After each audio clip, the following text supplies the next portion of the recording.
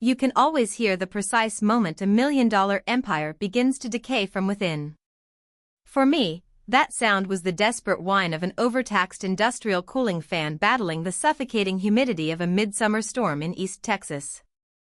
I stood inside the vast server hall of Apex Digital Infrastructure watching the temperature gauges creep upward while thunder rattled the corrugated iron roof overhead. My name is Nora, and at 45 years old, my spine cracks like dry kindling whenever the barometric pressure drops. For 15 long years, I served as the invisible nervous system of this entire county, officially holding the title of Director of Technical Operations. In reality, I was the lone wall keeping the local digital landscape from collapsing into total darkness while everyone else slept soundly. This facility was not always a juggernaut of local enterprise, because when I started, it was just a moldy concrete bunker filled with obsolete hardware. Everything changed during the historic winter freeze when the local utility grid collapsed like wet cardboard and left the state shivering. While the owner vacationed in tropical luxury, I spent 4 sleepless nights manually pouring diesel into struggling emergency generators to keep the medical databases online. The owner was a man named Arthur, whose entire management philosophy consisted of buying lavish country club memberships with company funds. After I salvaged his reputation during that historic freeze, massive infrastructure contracts flooded our office, including the regional hospital network and the emergency dispatch lines.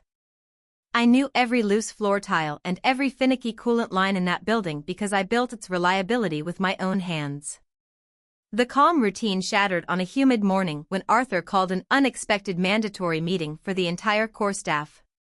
My lead technician, a brilliant fiber optic specialist named Jax, met me near the entrance with a look of pure dread on his face.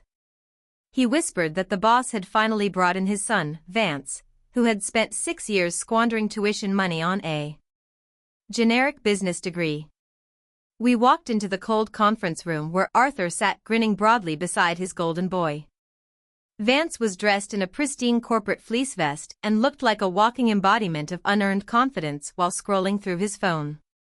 Arthur cleared his throat and announced that Vance was assuming operational leadership immediately, to bring modern synergy and radical disruption to our infrastructure.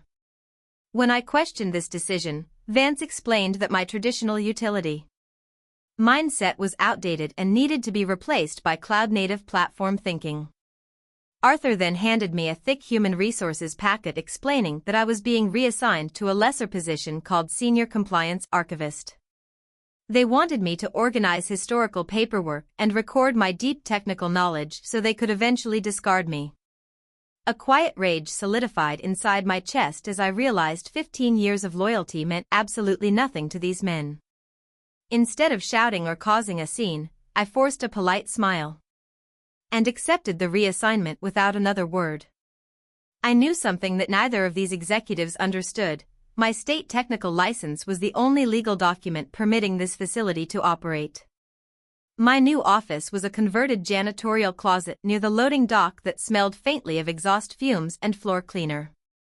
I sat at a cheap folding table and began opening the old dusty boxes of regulatory compliance binders that Arthur had ignored for a decade. Within hours, I discovered that our multi-million-dollar federal emergency grants were legally contingent upon my specific continuous employment.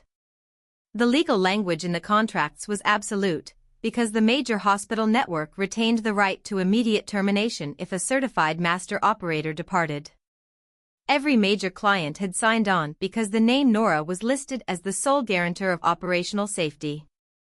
Arthur assumed my name on the wall was mere decoration, utterly blind to the reality that it was the foundational pillar. The following morning, Vance launched his grand optimization strategy by raising the server room climate controls to 78 degrees to cut costs. Jax came rushing into my closet in a panic because our legacy equipment was already straining against the intense summer heat. I explicitly told Jax to log every single reckless directive in writing and never to correct a mistake unless ordered. The true disaster struck on Wednesday afternoon when the massive backup generators abruptly cut out during their mandatory testing cycle.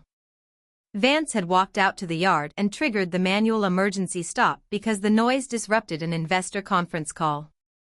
Shutting down a heavy industrial diesel engine under full load without a cooling period can permanently warp the expensive cylinder heads. I refused to intervene and fix the issue, choosing instead to call Frank, the veteran facilities coordinator for the regional hospital.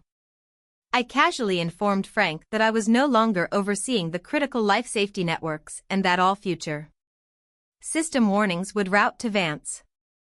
The heavy silence on the other end of the line confirmed that the wheels of retribution were turning. By Friday afternoon, the entire server hall smelled of scorching circuit boards and desperation as the interior temperature continued to climb. Arthur rushed into my tiny closet office with a stack of urgent state fire safety documents requiring an immediate professional signature. He needed my active technical license to validate the building's safety profiles before a massive investor evaluation on Monday morning. I discovered Vance had canceled our professional fire systems contract to hire a cheap local landscaping service for building maintenance. I refused to commit fraud to protect their greed, so I scrawled a crude message across the signature page and shredded it.